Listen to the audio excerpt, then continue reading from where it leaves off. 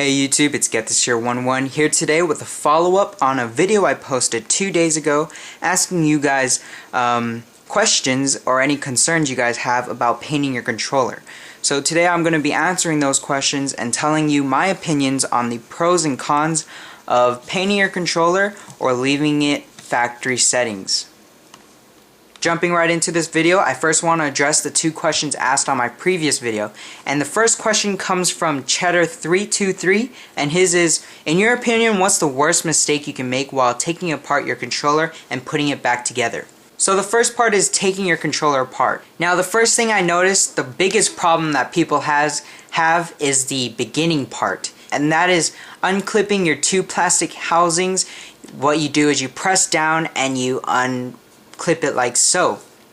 The reason I find this a big problem, especially for me, is with the old controllers. And that is what I tend to do or forget is I unscrew all the screws except for one of them, and then I try to take it apart and it doesn't come off. So you want to be careful about that, about forgetting.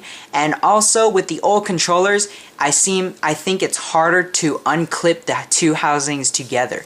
But once you get it unclipped, the rest of the times you do it in the future, it'll be easy to unclip. But now with the new Sony controllers that come in this new packaging, I recently did a paint job for a friend, and opening this controller up was a breeze. Sony has upgraded their controller per se on how they actually put the electronics inside the controller, and they made it much easier to unclip, much easier to take apart. So if you have one of the new controllers in this, like this packaging, it should be fairly easy. The only thing I suggest when taking apart your controller and putting it back together is do not lose anything. So what you can do is just put everything in a box and just know that that was in your controller. So if you ever need any help, you can go ahead, click the link right here, and it'll show you how to disassemble it. I go very thorough with the old controllers. With the new controllers, it's kind of the same deviation, it's just a little bit easier. So the last and final question was, how likely is it that I lose a screw or not assemble the controller right after painting?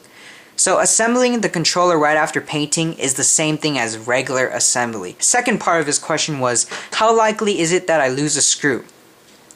These screws are pretty easy to take out. If you unscrew them, they don't pop out or anything. They don't jump out at you.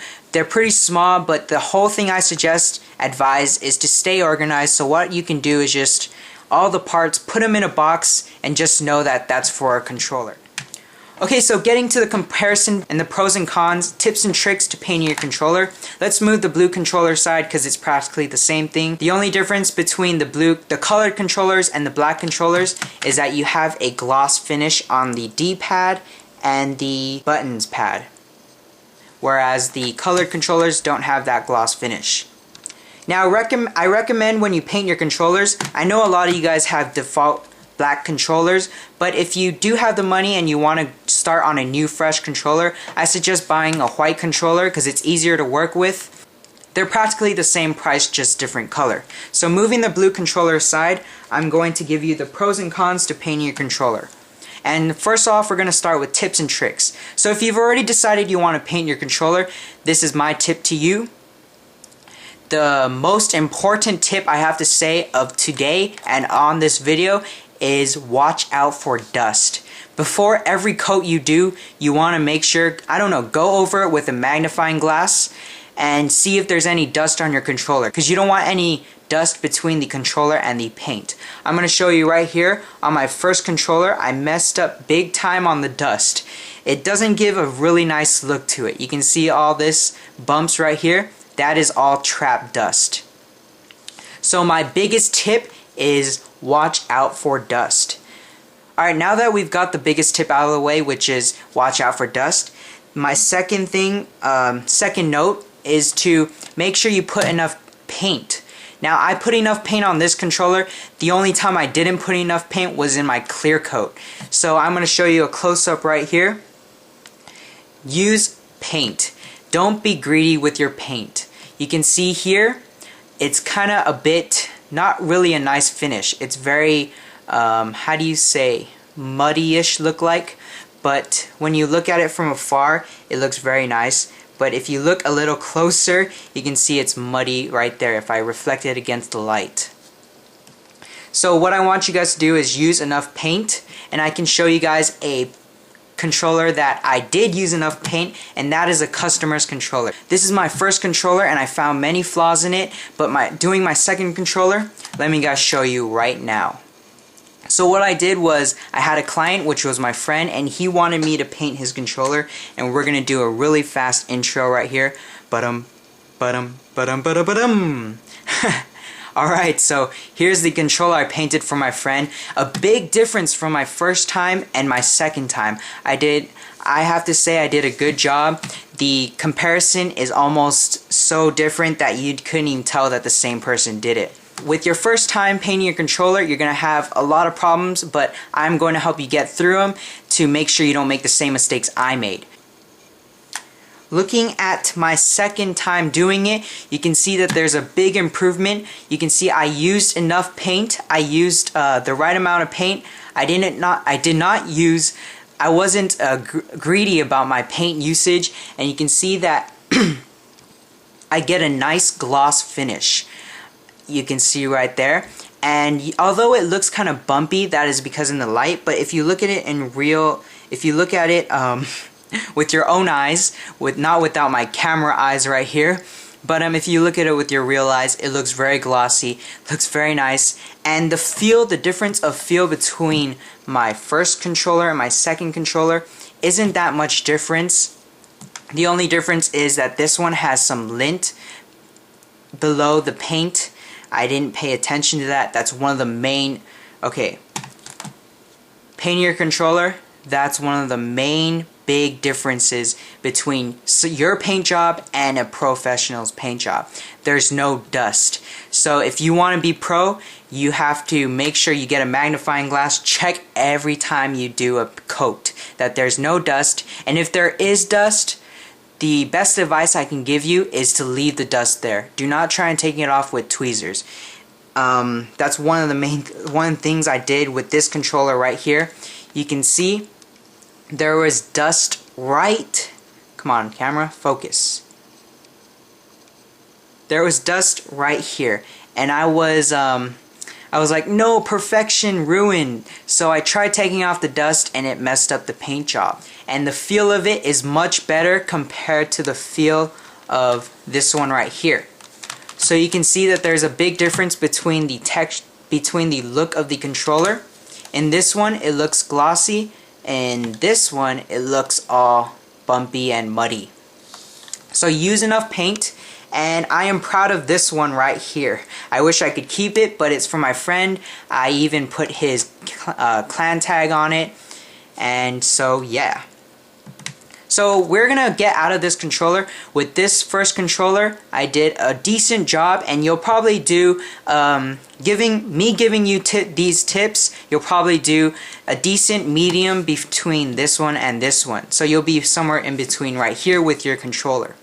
Your second time, you're gonna do perfect job. It's not that hard to paint, guys. All you have to do is just follow my painting tutorial, and you can start in the tutorial right here. Just click this annotation and it'll take you to part 1. So we're gonna compare these two now, because you guys want to know between a pro work and a factory settings work, and not my first time with this one. Right off the bat, I want to say there are going to be way more pros to painting your controller than leaving it at factory settings. Once you paint your controller, you don't want to go back. The reason I say this is because you can see this controller shines way more than this one, and this controller is way prone to scratches than this one. If you can see here, through wear and tear, this type of matte finish plastic on your regular controller, you can see right here, there's scratch there, and all these scratches. You can't really see it on camera, but if you really look at it up close, you can see right there, there's a scratch. And there's also a chip. If your controller ever chips with the paint on it, the paint will chip first, so no worries of that. And if you ever want to take off the paint of your controller, you just have to put it in paint thinner. So I could actually take this controller and make it just like this from factory settings. So there's always going back. Another pro I want to get to when painting your controller is the feel of it. Now, you guys probably have gotten used to the feel of these type of the factory controllers, and that is the smooth feeling. I was used to it for a while too, but I have to say, after using painted controllers, the painted controllers are much better. The reason I say this is because when you play video games, you sweat on your palms. You sweat around this area, and it sweats around this area. This smoothness feeling, when I play, I always have to re-grip my controller because it always slides off. But with the painted controllers, they have a really nice grip to them. They have kind of it's smooth, but when you hold it in your hands, it feels really grippy. There is enough grip, and the grippiness is really nice. And the feel of it is just really nice if you do a really good job, if you actually put time into painting your controller. Compared to the feel of this, it's decent, and it's still better. The grip is still better compared to this controller. The only downfall I have about this one is that I didn't pay close attention to actually putting enough clear coat to make it as glossy and feel good as this one. Another pro is the design. You have your own personality on it. It looks very nice. This customer right here wanted pistols on the back. You don't see any pistols here. You don't see the New York skyline here. You don't see it here, I'm sorry.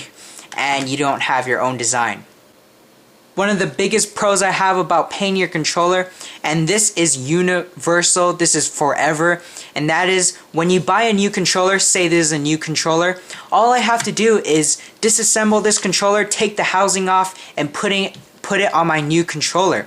So it's practically a brand new controller, except it has the same designs. So once you paint your controller, you're gonna have it forever, and you can always move it on to the next controller and not have to pay for a new paint job or do a new paint job unless you want a new design.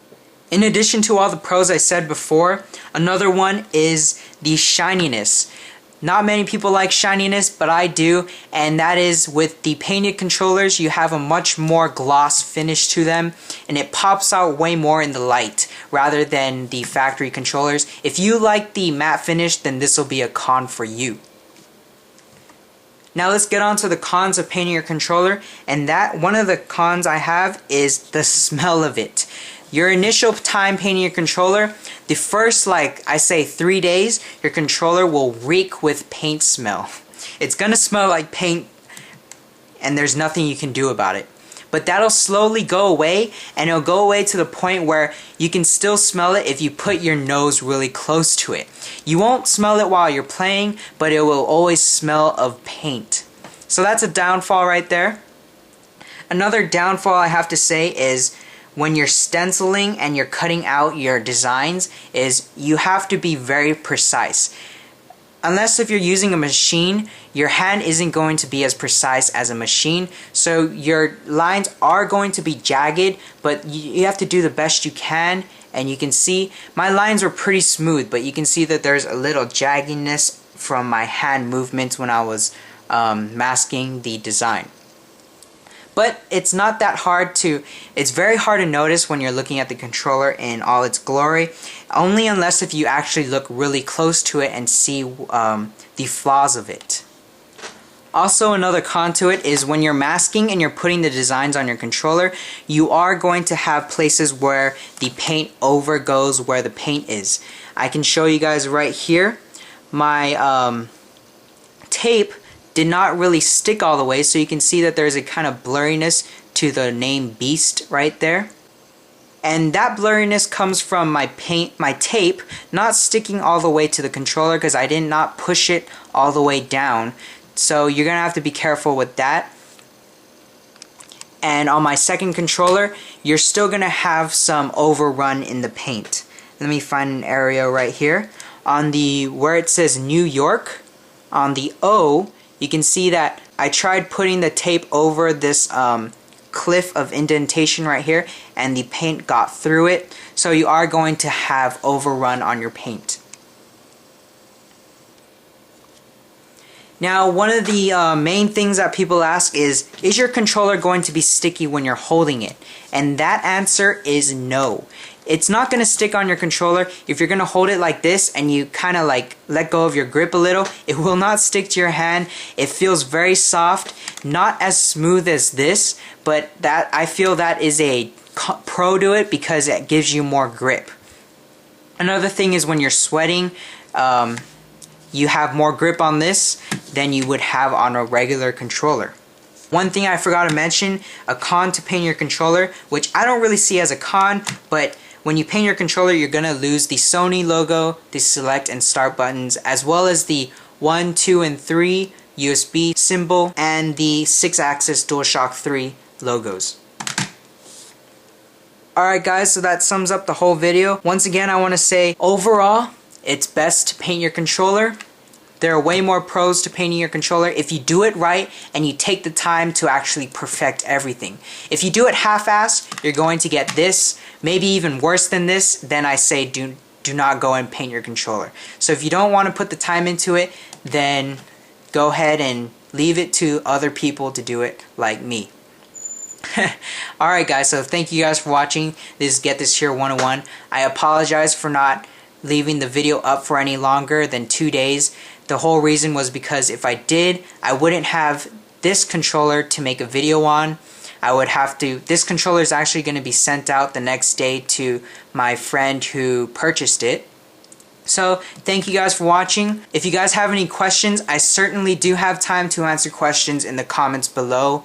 And so thank you guys for watching. This is Get This Here 101, and I'll see you guys in the next video.